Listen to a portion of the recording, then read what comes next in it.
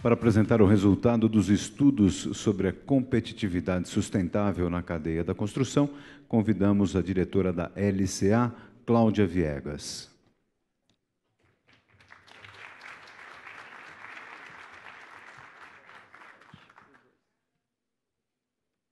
Boa tarde a todos. Vou aqui falar de competitividade. Para mim está difícil concorrer com o almoço, eu sei disso. Então, eu vou tentar já implementar aqui a eficiência produtiva e ser bem direto ao ponto, até porque as exposições feitas anteriormente já deram conta de antecipar ou explorar boa parte do conteúdo desse caderno. Então, a gente produziu essa apresentação. Em primeiro lugar, também gostaria de agradecer de novo a oportunidade dada à LCA de participar de mais essa edição desse evento Constru Business, que a gente tem a honra aqui de fazer parte desse grupo. A gente até brinca lá no escritório que a gente já se sente parte da cadeia da construção, que a gente já tem aqui uma parceria de bastante tempo, que se reflete nesse trabalho que certamente aqui aglutina o esforço de todo mundo, como já bem destacado pelo Dr. Zé Carlos e pelo Caco aqui, que é realmente um trabalho aglutinador de esforços e empenhos de todo mundo que compõe aqui a Fiesp.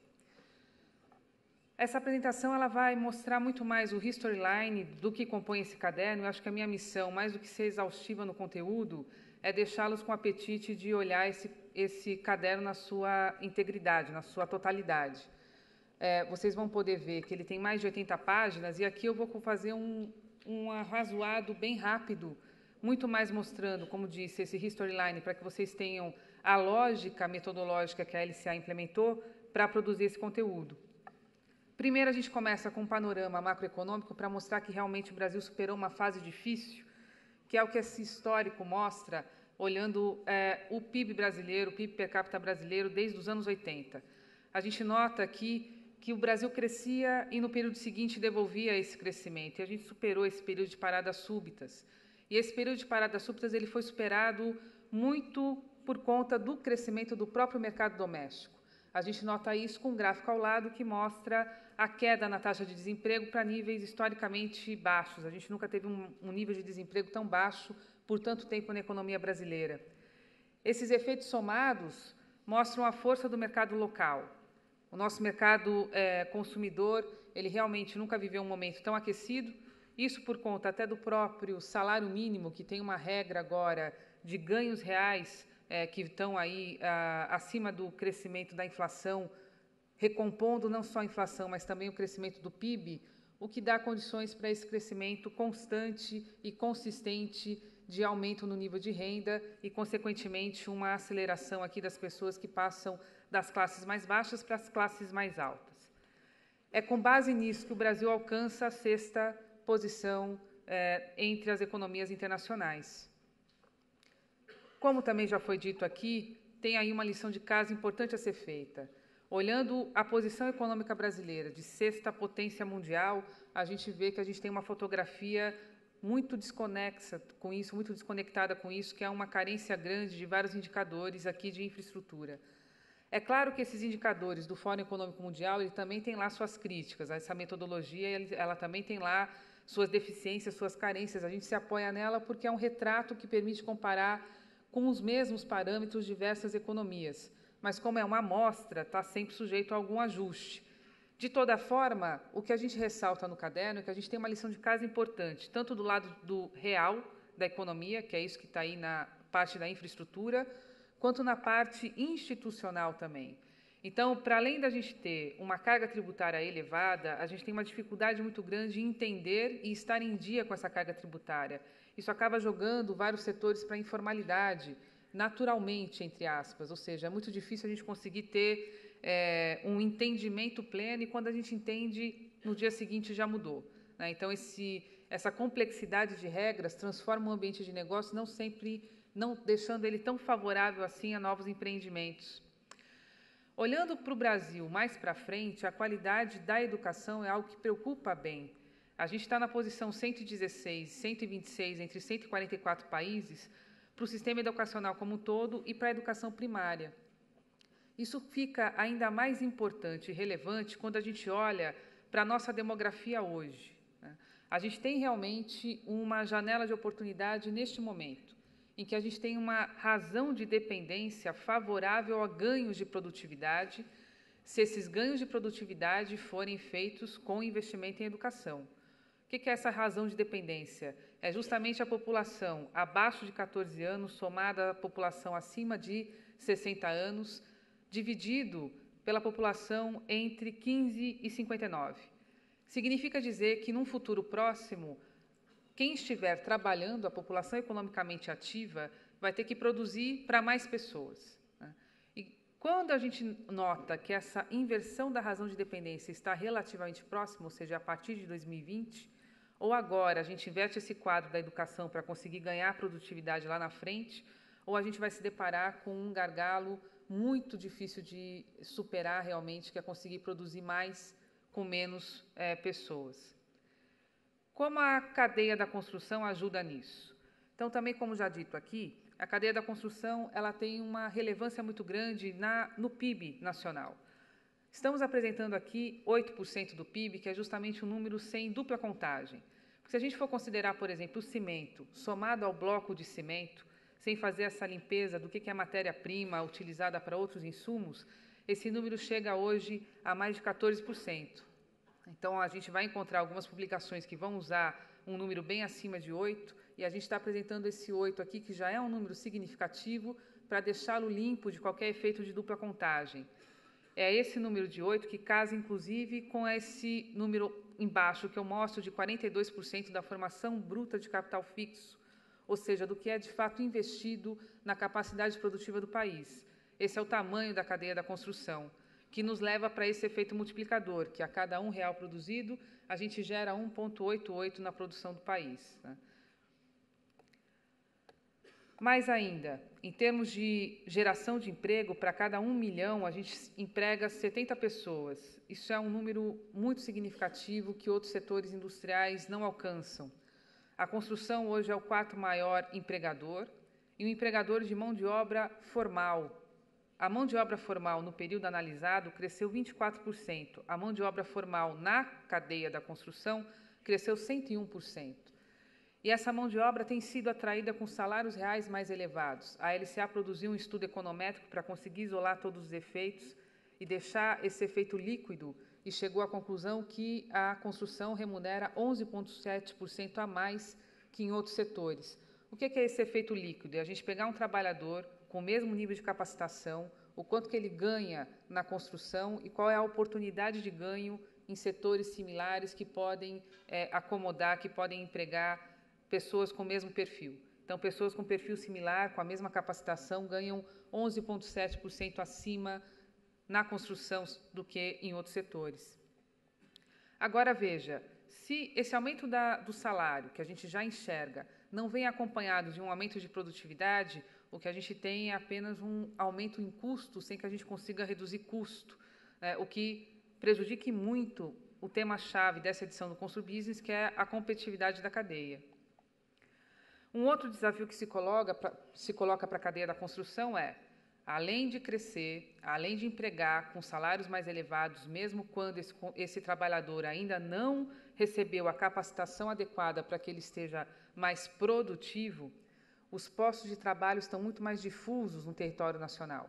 A cadeia da construção hoje, até por conta dos efeitos que o próprio Programa de Aceleração do Crescimento gera na economia, que é um crescimento mais uniforme, fora desse eixo sul-sudeste, um crescimento que aparece em todas as regiões do país, impõe aqui um desafio crescente que é estar em condições competitivas em todas as regiões do país, no momento em que o investimento pede.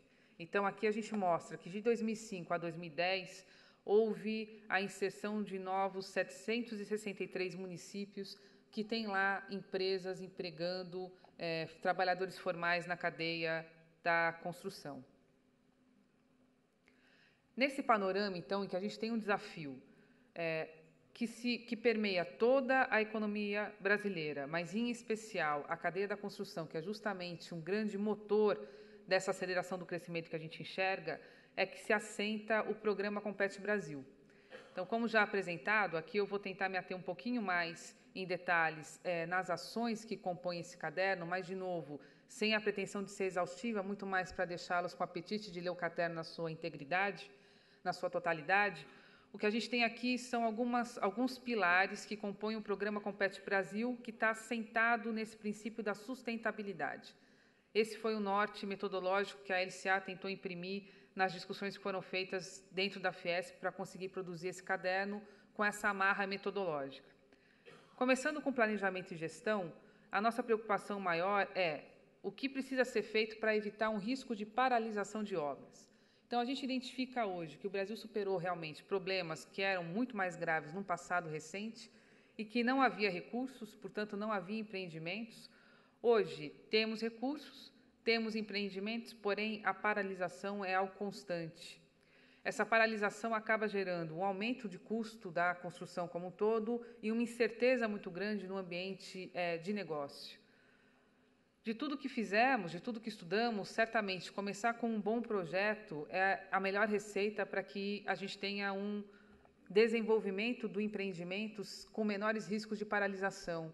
E para isso a gente evoca aqui no caderno o trabalho em andamento da Comissão de Estudo Especial de Elaboração de Orçamentos e Formação de Preços de Empreendimentos de infraestrutura e edificações, como uma iniciativa já em andamento que deve sim nortear melhores práticas e principalmente uniformizar critérios para que se possa produzir bons projetos na economia. Na mesma linha, pensando em planejamento, a importância de se ter um planejamento urbanístico acompanhando todo e qualquer desenvolvimento habitacional, porque assim a infraestrutura já vai a reboque. O plano plurianual, que já é uma ferramenta importante de planejamento das esferas, tanto federal quanto estadual e algumas municipais também, ele precisa estar aderente à LDO, ou seja, eu preciso planejar e ter uma previsão de orçamento para conseguir executar. Se a gente conseguir fazer isso, e aí a gente tentou realmente se apegar a coisas que já existem e não inventar novos mecanismos, se deixar a LDO e o plano plurianual mais aderente, naturalmente a gente vai ter a criação de um banco de projetos. Por quê? Porque esses projetos vão ter que ser elencados justamente para fazer vingar o que está lá desenhado no plano plurianual. Esses bancos de projetos bem planejados, tendo um acompanhamento por parte dos órgãos de controle mais aderentes às suas especificidades, como que se sugere aqui que SINAP e SICRO tenham referências setoriais e regionais, também vão evitar a paralisação de obras. Ampliação do uso de PPP, manifestações de interesse privado com maior transparência também vão permitir que haja uma maior agilidade dos privados em se organizarem para atender a esse planejamento público. E, em especial, o caderno dá uma atenção grande para a questão do saneamento. Seja porque, se a gente está olhando pelo prisma da sustentabilidade, ele tem um apelo muito grande, tanto nas questões ambientais, quanto na questão da justiça social, seja porque é um dos setores da infraestrutura que o Brasil ainda tem maiores carências. A sugestão que se coloca no caderno é que se crie a empresa de planejamento do saneamento, similar ao que se fez recentemente agora em infraestrutura, para que se possa ter uma centralização melhor desses projetos e também um melhor uso dos recursos que o próprio setor gera por meio de PIS/COFINS. O que o setor arrecada de PIS/COFINS pode ser usado para financiar essa empresa, que seria uma centralizadora de empreendimento e planejamento, facilitando que os municípios possam levar a cabo seus planejamentos municipais. Indo agora para o outro ponto, que é aspectos institucionais e segurança jurídica, aqui a questão é conseguir maior segurança para investimentos. Então, se no primeiro, planejamento e gestão, a gente dá celeridade e vazão a isso, no segundo é dar condições para que o privado, que entre por meio de PPP, que entre por manifestação de interesse, consiga de fato levar a cabo aquilo que foi devidamente planejado e espelhado nos seus planos, nos seus programas. A gente começa evocando a necessidade de ter uma maior uniformidade no tratamento de questões cartoriais, que em cada cidade a gente acaba identificando práticas distintas e morosidades muito distintas, o que afeta e dificulta levar crescimento econômico de maneira mais uniforme para todo o país. A gente pode aqui criar um indicador em que as unidades da federação, que são mais referências nisso, sejam de fato guia para melhores práticas cartoriais. Sugerimos a criação de um protocolo para divulgação de vagas de pessoas com deficiência e aprendizes. Isso aqui vem gerando insegurança jurídica no setor pelo seguinte: existe uma lei que é muito meritória e que a cadeia da construção consegue atender aos seus preceitos, mas quando a gente olha para o Brasil como um todo, por vezes, ao divulgar, você não consegue preencher pela inexistência de pessoas naquela condição para preencher aquela vaga, e isso acaba gerando uma insegurança com a possibilidade de uma multa a qualquer instante, sendo que a empresa não tem nada que ela possa fazer para mitigar aquele risco. O que o caderno faz é detalhar uma proposta para que a gente elimine esse risco, mantendo, sim, a lei da maneira como está. É uma questão de como lidar com esse risco que se coloca hoje no ambiente de negócio. O registro de imóvel, como já colocado em outras edições aqui do Construbusiness, como sendo uma centralização na matrícula de todos os direitos e obrigações públicas, para que ali, logo no início, você consiga mitigar riscos.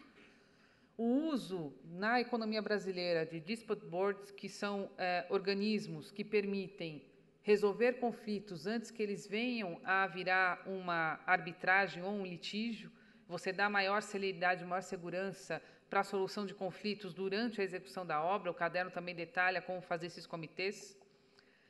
Sobre funding. Funding a gente ataca tanto pelo lado da habitação quanto pelo lado da infraestrutura.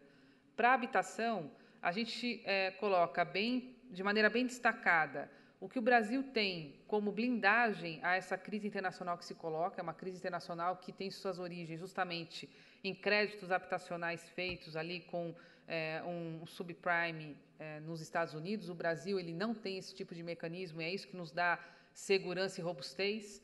O que nos falta é conseguir mais liquidez e outras fontes de financiamento, mantendo essa nossa segurança que o sistema bancário brasileiro tem.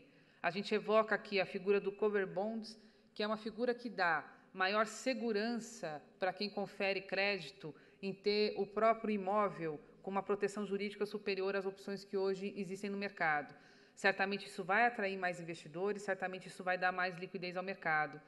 Precatórios. Também voltamos aqui com uma discussão já colocada em outros fóruns na Fiesp, como a importância de se tornar esse crédito que os investidores têm junto ao governo federal disponíveis para investir em infraestrutura. A Lei 12.431, de 2011, ela traz avanços importantes, notadamente para atrair investimento de estrangeiros no Brasil, em termos de dedução de imposto de renda. O que o caderno faz é detalhar ampliações desse mecanismo para outras ferramentas importantes para investimento e recursos em infraestrutura, como financiamento bancário, fundos de investimento, fundos de previdência e benefícios diretos ao tomador de crédito. Certamente isso vai conseguir expandir o funding para a infraestrutura no país. Seguro e garantia tem que andar junto com o funding, ou seja, eu não posso engargalar investimento pela falta de recurso e eu também não posso engargalar investimento pela falta da capacidade do investidor em tomar esse recurso, por ele já estar estrangulado em termos de seguro e garantia. O que a gente faz aqui é evocar a urgência de se definir os estatutos da Agência Brasileira Gestora de Fundos e Garantias e do próprio Fundo Garantidor de Infraestrutura, que já foram desenhados pelo governo e precisam ser implementados. Certamente isso aqui vai dar muita agilidade e muita fluidez para que os investidores possam se lançar a novos investimentos sem que eles fiquem amarrados com aquilo que eles já têm em andamento. Aproveitar a discussão atual do Pacto Federativo para que ele também gere recursos para a infraestrutura. Então, aquilo que se conseguir negociar de repactuação das dívidas estaduais junto à União, que se converta em investimento nos estados em que isso for possível. Esses recursos oriundos das renegociações, eles sejam direcionados para investimento em infraestrutura. Mão de obra. Para a mão de obra, a gente nota o seguinte, o Brasil, nesse crescimento e com esse aumento de salário real, na própria cadeia da construção, o que a gente enxerga é que as próprias indústrias estão capacitando sua mão de obra. Portanto, é como se elas estivessem agora, ao longo do processo produtivo, tendo que capacitar uma mão de obra que deveria ter sido capacitada no próprio mercado de educação e não foi. Chegou mal preparada dentro da indústria da construção. O que o caderno coloca são experiências internacionais similares a essa situação, em que os governos internacionais reconhecem que houve ali algum problema no sistema educacional e que o privado estava fazendo aquele papel e, portanto, é legítimo reconhecer um crédito tributário em consideração a isso, como contrapartida disso. Mais ainda, quando o alvo dessas políticas de capacitação são pessoas que já são alvo de outras políticas públicas, esse crédito é ainda maior. Então, por exemplo, capacitar e integrar no lado produtivo da economia pessoas que são alvo de Bolsa Família, por exemplo, para que você integre essas pessoas numa posição de trabalho mais qualificado, isso enseja um crédito tributário ainda maior. Alteração e valorização dos profissionais da construção civil, com a alteração da classificação brasileira de ocupações. Isso também o caderno evoca como sendo uma maneira de valorizar esse profissional, carecendo aqui de uma atualização de nomenclaturas de ocupações que hoje já não fazem exatamente o que o nome diz, como, por exemplo, o pedreiro, né? A gente não tem mais essa figura fazendo exatamente o que o nome nos remete. Então, a gente precisa ter essa revitalização para conseguir atrair mais profissionais para a cadeia da construção. Uma proximidade maior entre quem qualifica, quem forma, seja em nível superior, seja em nível técnico, para que a gente tenha uma aplicação mais imediata disso na própria prática da cadeia da construção, que é muito dinâmica. A gente tem uma série de inovações acontecendo a todo instante e é bem importante que a gente tenha essa proximidade grande entre quem forma, quem qualifica e quem emprega. Como iniciativa desse pacote de mão de obra, o Observatório da Fiesp vai criar o Portal da Construção, buscando fazer uma comunicação melhor entre a oferta da mão de obra, ou seja, empresas que estão querendo empregar, com a demanda, pessoas que já estão qualificadas, estão disponíveis no mercado para que elas, de fato, não tenham uma rotatividade de outros setores, e mais ainda, a oferta e a demanda de cursos de capacitação, para que a gente tenha isso de maneira permanente e organizada em toda a cadeia da construção. Impactos tributários e custos produtivos. A gente falou bastante aqui sobre eletricidade, custo da energia. É importante a gente não esquecer do custo do gás natural, que ele é um insumo importante para a cadeia da construção, notadamente indústria de revestimento cerâmico, que não encontra uma alternativa para um outro combustível. Então, se isso aqui subir demais, ou melhor ainda, continuar subindo da maneira como está, a gente coloca em risco, sim, a cadeia da construção, um segmento importante que hoje é líder, que hoje é um dos maiores produtores mundiais e que tem aí a sua competitividade atrelada muito a esse insumo. O caderno faz esses comparativos, faz essas demonstrações e mostra aqui alternativas para que a gente possa também dar atenção a gás e não só energia elétrica em sentido amplo. Avaliar risco distinto entre funções para cálculo do seguro obrigatório. Aqui a gente tem algumas questões que afetam muito o custo e que são questões institucionais mesmo, não é só uma questão de tributo. Então, por exemplo, a cadeia da construção pesada, ela recolhe seguro obrigatório como se todo e qualquer profissional tivesse sujeito ao mesmo nível de risco, tanto quem está no escritório como quem está no trabalho de campo, o que onera muito a folha de pagamento por conta dessa distorção. Crédito presumido também para o uso de reciclado, senão a gente não consegue incentivar o reciclado e, por vezes, o uso da matéria virgem acaba ficando mais em conta até do que usar o reciclado, porque ele não tem condições de usar o crédito presumido, desde que esse reciclado também esteja na conformidade técnica de quem usa material virgem, porque pensar reciclagem, pensar sustentabilidade é pensar no longo prazo. Então, se eu tiver que ter uma rotatividade grande no uso de materiais, mesmo ele sendo reciclado, não necessariamente eu estou sendo sustentável porque eu aumento o uso de matéria-prima. Redução de IPI para materiais de construção, aqui o que já está em andamento sendo ampliado, e ganhar produtividade na industrialização com a isonomia tributária dos sistemas industriais para aquilo que se aplica para o sistema construtivo convencional, ou seja, dar uma isonomia tributária para o sistema construtivo industrializado em relação ao que se tem no sistema construtivo convencional. É aqui que a gente vai ter ganho de produtividade, principalmente no quesito mão de obra, que é um grande gargalo para a cadeia. Por fim, em termos de sustentabilidade, o que o caderno destaca? O Brasil trabalha muito, e é realmente reconhecido, inclusive internacionalmente, pelas normas técnicas a que os produtos nacionais estão sujeitos. E é importante que a gente tenha uma cultura de disseminar o uso desses produtos que estão em conformidade técnica. E isso começa com o próprio consumidor. É uma questão de informar o consumidor de que ele precisa exigir isso para que a gente tenha essa conformidade técnica sempre assegurada e que esses programas de qualidade estejam sempre em linha com o que se tem de melhor na experiência internacional. Para que isso aconteça sem que você tenha uma deteriorização da competitividade de quem está na conformidade técnica, a gente tem que ter uma valorização do produto nacional. Isso já acontece em muitos setores, tem uma série de programas que valorizam muito o conteúdo nacional mínimo quando a gente tem recursos públicos sendo utilizados para um determinado empreendimento. E o que Caderno coloca é a necessidade de se ter isso mais presente para os empreendimentos da cadeia da construção. Incentivo à reforma habitacional, a gente tem uma série de incentivos a crédito, mas que não pega a mão de obra. E se a gente está vendo aí essa classe de renda mais baixa cegando a classe de renda mais alta, que hoje tem uma habitação, ela ser educada e ser permitido a ela acesso para que ela reforme a sua habitação, isso é sustentabilidade. Porque eu vou permitir que aquela habitação ela tenha a sua vida útil utilizada da maneira adequada, sem a necessidade de eu ter que fazer um novo empreendimento na sequência ou não usar da maneira mais adequada possível os materiais que já lá estão empregados.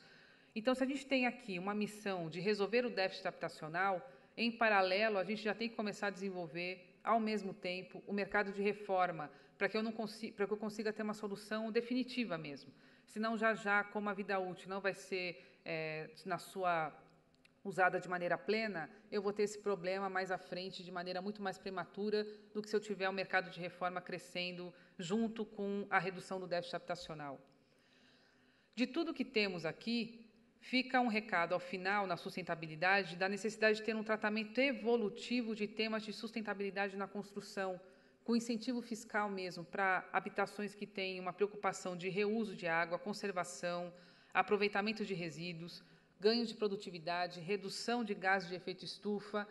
Isso é o que se tem na fronteira da experiência internacional. A gente destaca aqui o exemplo de Singapura, em que você tem um Estado presente conduzindo essas boas práticas na construção, sem que isso se reflita de maneira inadequada num maior custo do empreendimento. Essas ações assim colocadas compõem o chamado Programa Compete Brasil, que tem essa missão de dar competitividade sustentável na cadeia da construção. Como já mostrado pelo Dr. Zé Carlos, o que a gente tem é justamente esse pilar que acaba circundando todas as políticas que estão dentro do caderno. Então, quando a gente fala, por exemplo, de recursos para saneamento básico, a gente está falando de infraestrutura, sim, mas a gente também está falando de equilíbrio social, ao dar melhor condição de vida para todo e qualquer brasileiro, reduzindo mortalidade infantil, por exemplo. Estamos falando de qualidade ambiental, ao fazer melhor uso dos recursos hídricos, com redução de perdas, e também estamos falando de prosperidade econômica ao permitir investimento em infraestrutura. Então, o que a gente pretendeu dar a esse caderno aqui, a missão que foi encomendada à LCA, e acho que a gente conseguiu chegar com êxito, é conseguir dar esse tom de uniformidade e como essas questões todas precisam ser tratadas de maneira conjunta. Não adianta eu olhar para apenas um dos aspectos, porque aí eu não vou conseguir ter competitividade com sustentabilidade. Eu vou resolver apenas um pedaço do problema sem ter essa visão única de tudo. Bom, eu agradeço de novo pela oportunidade, agradeço aqui a equipe que me acompanhou com isso, aqui o coordenador Ricardo Sakamoto, que está aí na plateia, eu agradeço muito ao empenho de todos que produziram esse trabalho em conjunto, e agradeço mais uma vez pela oportunidade da Fiesp, que deu essa oportunidade de trabalho aqui para a gente fazer isso em conjunto. Fico desde já à disposição para toda e qualquer dúvida que vocês venham a ter, e de novo reforço aqui o convite para que vocês leiam isso no caderno, porque certamente tem muito mais conteúdo lá para todos vocês. Muito obrigada.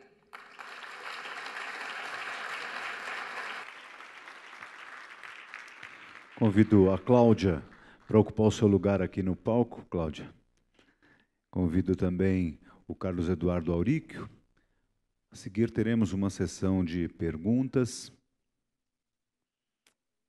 As perguntas serão feitas por microfone, portanto, se você tiver a intenção de fazer a pergunta, basta que você levante a sua mão e a nossa recepcionista levará até você o microfone. Para coordenar esta sessão de perguntas, passo então a palavra ao Carlos Eduardo Auríquio.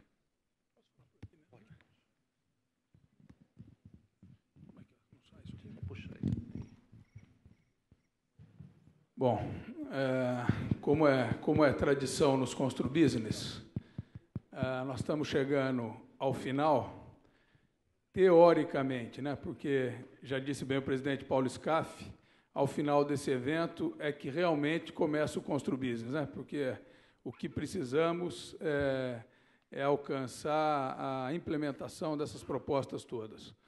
Então, antes de encerrar aqui essa fase, nós gostaríamos de abrir para alguma pergunta, alguma dúvida que, porventura, algum companheiro tenha, para a gente aproveitar aqui a doutora Cláudia. Por favor, está aberta. Rocito, microfone para o Rocito.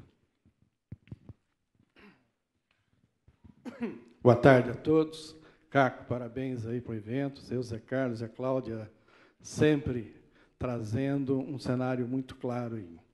Agora, até pegando o que falou o nosso vice-presidente, o Brasil não é um país do futuro. O Brasil é o país do presente.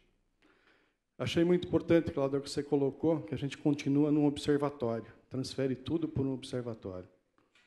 Eu vou pegar só uma coisa que eu estava acompanhando esses dias, setor de rodovias. Rodovias, até o mês de abril de 2013, a partir de agora, a gente assina no Brasil 25 bilhões de contratos para execução de rodovia. Veja aqui nossa amiga, Dona Inês, sempre a aflição que tem o agente público quando quer fazer a coisa acontecer. Tudo estaria muito bonito se a gente estivesse na China.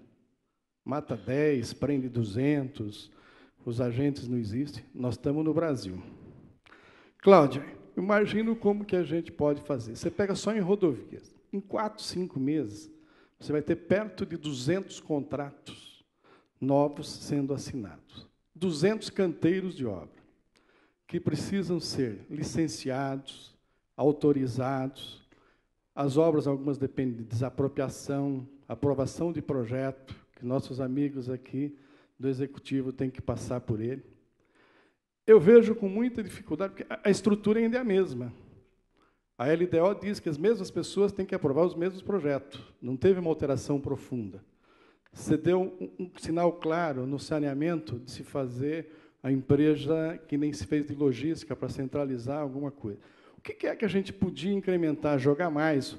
Que pacto a gente podia fazer para que realmente o previsto e realizado ficasse mais perto? Doutora Cláudia. Rocito, difícil de fato, né? Porque quando a gente supera, por exemplo, crise de estabilidade da moeda, é um grande gargalo. Que aí, para superar isso, vão anos ali de discussão de política econômica mesmo para conseguir estabilizar a economia. Quando a gente está falando de problemas como esse, são problemas que são mesmo do dia a dia. E, por serem do dia a dia, eles são mais difíceis de resolver, porque eles não têm uma grande questão. Eles estão em micro-questões e são nessas micro-questões que as coisas esbarram. O que a gente discutiu e que a gente tentou colocar no caderno, de fato, é tentar mudar a métrica do sucesso. Pensando assim, não tanto no que eu tenho para investir, mas no que, de fato, eu consegui empenhar e executar naquele ano, né? E que, se houver um descasamento daquilo, que a gente procure investigar o que motivou aquele descasamento e, no ano seguinte, a gente já procure solucionar para que a gente não repita nos que estão por vir. Um acompanhamento mais no dia a dia mesmo dessas questões que vão ser mais presentes.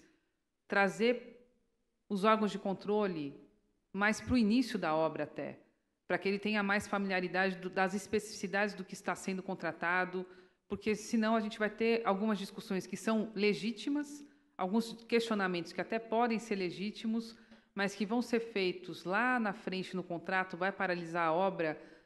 E se a gente tivesse esses órgãos de controle acompanhando desde o início o planejamento e o projeto, a gente poderia mitigar isso logo de saída. Então, realmente, eu acho que esses desafios são mais no dia a dia, não tem uma grande mudança, que é o que a gente acabou diagnosticando, que é as ferramentas, as leis que a gente tem, elas já existem, são adequadas. O que falta é fazer essa engrenagem rodar. A engrenagem vai rodar quando a gente for resolver no dia a dia, sem ignorar que é, de fato, o dia a dia que faz com que a gente tenha esse descasamento entre recursos que estão disponíveis e aquilo que, de fato, vira investimento. sem ignorar que o setor de construção ele está sujeito a aspectos sazonais tanto quanto a atividade agrícola. Então, por exemplo, paralisar uma obra de rodovia, a depender do período do ano, isso significa atrasar por no mínimo 12 meses, por conta do período da chuva ou qualquer outra questão de fornecimento. Isso vai ensejar realmente prejuízos grandes. Então, acho que somos o país, deixamos de ser o país do futuro, no sentido de ter superado grandes gargalos. A gente tem todas as ferramentas na mesa, mas para que a gente seja, de fato, o país do agora, precisa ter essa engrenagem rodando, e acho que é bem do jeito que você colocou. Acho que esse é o pulo do gato.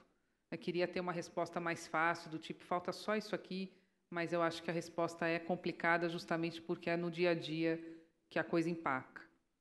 Não sei se você quer completar. Obrigado, Cláudia. Alguém mais? Pois não. Em primeiro lugar, eu gostaria... Alô? Oi, meu nome é Wilson Pereira, eu trabalho com gestão, apoio à gestão estratégica. Queria parabenizar a doutora Cláudia, em primeiro lugar, por ter tocado num ponto que eu acho que é um ponto fundamental para o Brasil, não só para a indústria de construção, como para todas as outras indústrias, que é a educação. Se o Brasil não melhorar a educação, não começar a melhorar a educação agora, vai ser muito complicado daqui a alguns anos a gente conseguir ter competitividade a nível internacional. Hoje se falou aqui em falta de planejamento, em dificuldade para a logística, em dificuldade com a competitividade, e o Paulo Scaff falou sobre um investimento que a Fiesp faz pelo sistema SESI-Senai, que está de parabéns, que forma mão de obra, não só formação do como fazer, mas também forma pessoas. Só que, infelizmente, uma parcela muito pequena da população tem acesso a esse tipo de formação oferecido pelo SESI-Senai. O que está faltando é preparação de gestores e preparação de gestores escolares, né, gestores para a escola pública, e o desenvolvimento da escola pública, a exigência de que a escola pública forme cidadãos prontos para assumir sua posição social, não só para ir lá executar, assentar tijolo, enfim, mas para ir lá e entender que faz parte de um todo, que está construindo um país, que está desenvolvendo um país que vai ser competitivo. E, mais que isso, em outros níveis também, aqueles responsáveis por gerir essas pessoas, que têm as dificuldades inerentes ao posto, que normalmente os trabalhadores abandonam ou se colocam numa posição contra o empresário naquela relação capital e trabalho, mas o que falta, de fato, é a conscientização dessa população e também a formação de novos pesquisadores, desenvolvimento de inovações no setor de tecnologia da construção, senão o Brasil acaba ficando para trás. Então, eu gostaria de parabenizar por ter tocado nesse assunto e de colocar aqui, insistentemente, que a Fiesp, nos próximos encontros, traga também aqui o ministro da Educação e envolva todo esse ciclo da educação, porque senão o Brasil realmente não tem como chegar lá e a indústria da construção vai ter essa carência de mão de obra, assim como todas as outras indústrias. Ok, obrigado, doutora Cláudia. Agradeço os comentários e os gentis comentários aí relativos ao trabalho. Volto a dizer, a reforçar aqui, que, paralelamente a esse trabalho de construção da cadeia, mesmo da competitividade, o grupo que isso aqui levou, como o doutor Zé Carlos falou pela manhã, 9 meses, 6 meses, o grupo se dedicou por 6 meses antes, então foram 12 meses de trabalho, exclusivamente às questões relativas à capacitação, qualificação e educação. Porque, realmente, quando a gente fala de qualquer outro insumo produtivo, a gente consegue resultados num espaço de tempo mais curto. Agora, a educação, ou a gente aproveita a janela de oportunidade que a gente tem, ou seja, capacitar enquanto a nossa mão de obra está em idade escolar, ou a gente perde isso. Então, é um sinal de alerta mesmo, já não é nem mais um aviso, é um problema crônico que, se a gente não superar, a gente vai esbarrar em algo que não vai ter solução depois. fica sendo um gargalo intransponível mesmo. Então, a casa aqui tem dado muita atenção a isso. Aí isso acabou virando um capítulo específico dentro desse caderno, mas não esgota tudo que tem sido discutido aqui dentro na Fiesp relativo ao tema mão de obra, porque isso realmente tem deixado todo e qualquer empresário bem preocupado, porque é um gargalo que não tem como transpor se a gente não começar a fazer um investimento duro e pesado agora. Perdeu essa janela, nunca mais, né? Que é justamente essa razão de dependência que a gente mostra no estudo. Então, é um alerta bem importante mesmo. Lembrando que, antes de qualificar e reter, nós temos um problema dramático que é em atrair, né? O Sistema S tem tido essa dificuldade enorme. Tem casos que você disponibiliza vagas e não consegue preenchê-las ainda, por conta de atrair esse pessoal. É, de fato, um problema dramático. Mais uma pessoa solicitando, por favor, podia se identificar? Boa tarde, primeiramente. Meu nome é Ana Carolina, e eu fiquei em dúvida, primeiramente, se a minha dúvida seria pertinente, porque é a primeira vez que eu estou participando da ConstruBusiness.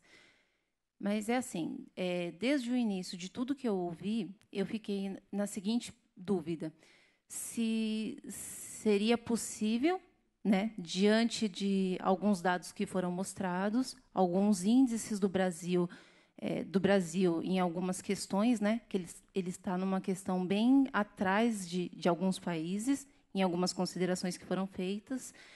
E, por exemplo, na questão da aceleração do nível de logística, de construção de novas ferrovias, e todas essas questões que têm que ser ajustadas. E aí, particularmente falando, eu pensei também em alguns eventos notáveis que dão notoriedade no Brasil, né, por exemplo, Copa ou as Olimpíadas em 2016. Então, eu fiquei em dúvida. Tudo que envolve essas questões de planejamento e de crescimento no Brasil, na área de construção civil, tem como se atender um número maior de necessidades ao qual o país está precisando se posicionar em curto período? Vamos dizer, em especial na Copa, por exemplo. Ou até mesmo em questões particulares, que se direcionam ao Brasil, em construções de casas, de maior número de residências, para que sejam entregues num período determinado. Tem como fazer isso num curto prazo, ou é possível construir, reformar aquilo que já está feito? Okay. Vamos passar a doutora Cláudia aqui. Eu acho que você traz pontos importantes, que é o seguinte: uma questão é a gente olhar o Brasil pensando Copa e Olimpíada, e acho que Copa e Olimpíada colocam data e hora para coisas que, mesmo sem Copa e Olimpíada, a gente já ia estar sentindo falta, né? Então, acho que todo o desafio e todo o estudo é justamente mostrar aquilo que a gente precisa superar, independente de grandes eventos. E é fácil, sem dúvida alguma, que não é fácil. Mas, quanto mais tarde a gente começar, mais difícil vai ser superar, porque o gargalo vai ficando cada vez maior. Então, por exemplo, o déficit habitacional, conforme as pessoas vão formando família, isso é crescente, diz respeito ao desenvolvimento social e econômico mesmo. Então, quanto mais eu demorar para me estruturar, para resolver o déficit habitacional que eu tenho hoje, amanhã ele vai estar maior ainda. Quanto mais eu demorar para me estruturar, para me planejar, para resolver problemas de logística, problemas de infraestrutura, seja ela qual for, a única certeza que a gente tem é que amanhã vai ser mais difícil ainda. Então, tudo que a gente tenta colocar nesse tipo de trabalho é uma ordem de por onde começar, tentando prever que, começando por ali, eu consigo potencializar os investimentos, porque as carências são muitas, mas quando a gente começa a ordená-las, priorizá-las, a gente busca um resultado mais imediato, que tende a dar um resultado sustentável no longo prazo. Acho que esse é o grande desafio. Fácil certamente não é, mas também impossível certamente também não é, e já estivemos bem piores do que estamos hoje, né? Então, acho que o cenário segue, sim, como sendo algo possível. Não saia triste, não. Saia otimista. Não. Muito bem. Obrigado, Cláudia. Eu acho que podemos aqui dar por encerrada essa nossa 10ª edição do Constru Business, baseados no conceito aqui de planejar, construir e crescer, não é isso? Muito obrigado a todos.